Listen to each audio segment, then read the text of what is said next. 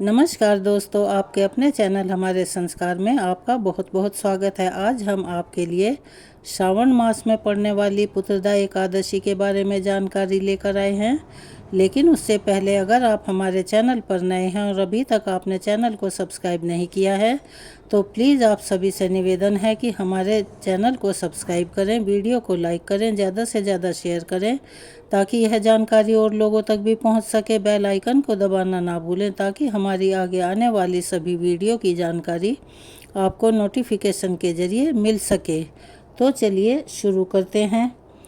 सभी एकादशियों की तरह सावन मास के शुक्ल पक्ष की पुत्रदा एकादशी भी भगवान विष्णु को ही समर्पित होती है और इस दिन एकादशी का व्रत पति पत्नी दोनों मिलकर पुत्र प्राप्ति के लिए रखते हैं।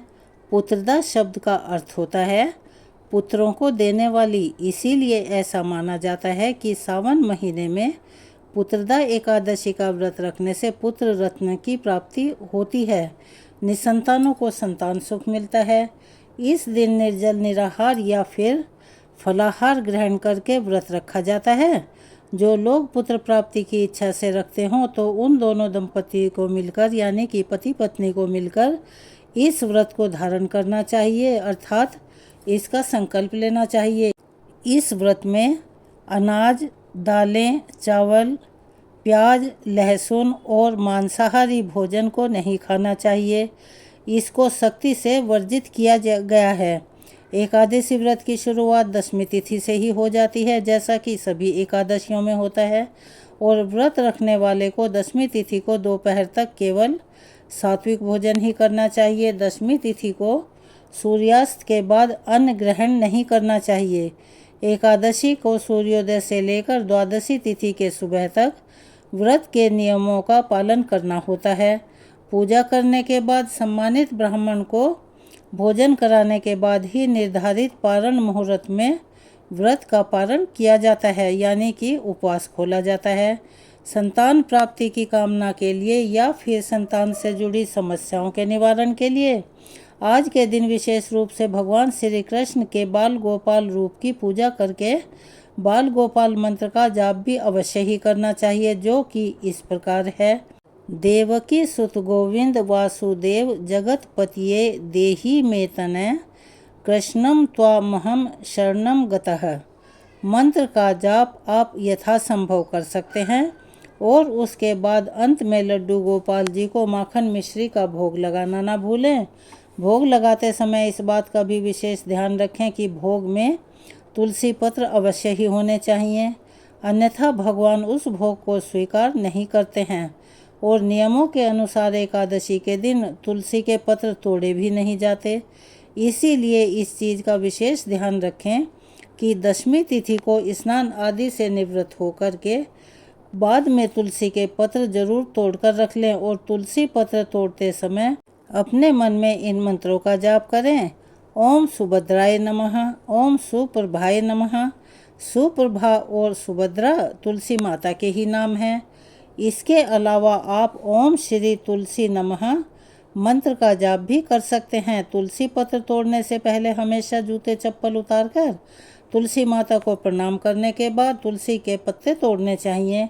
श्रावण शुक्ल पक्ष की एकादशी तिथि प्रारंभ होगी 15 अगस्त गुरुवार को सुबह 10:28 से और उसका समापन होगा 16 अगस्त शुक्रवार को सुबह 9:39 पर, क्योंकि इस बार एकादशी की तिथि 2 दिन तक रहेगी, गुरुवार और शुक्रवार को। लेकिन जो एकादशी गुरुवार के दिन पड़ेगी वह दशमी तिथि से मिली हुई एकादशी होगी।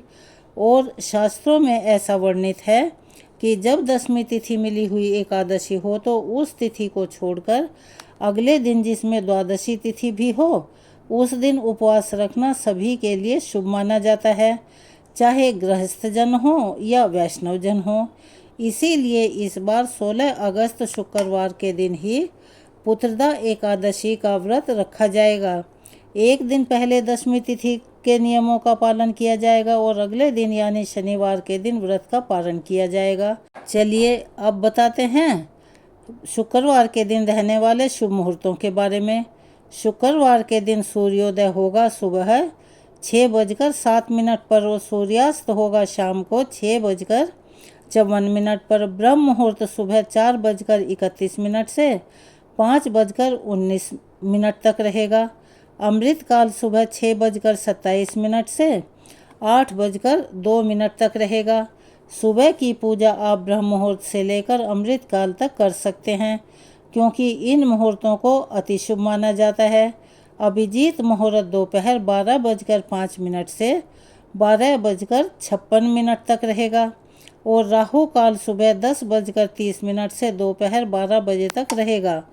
द्वादशी तिथि की शुरुआत 16 अगस्त शुक्रवार सुबह 9:40 से होगी और उसका समापन 17 अगस्त शनिवार सुबह 8:06 पर हो जाएगा।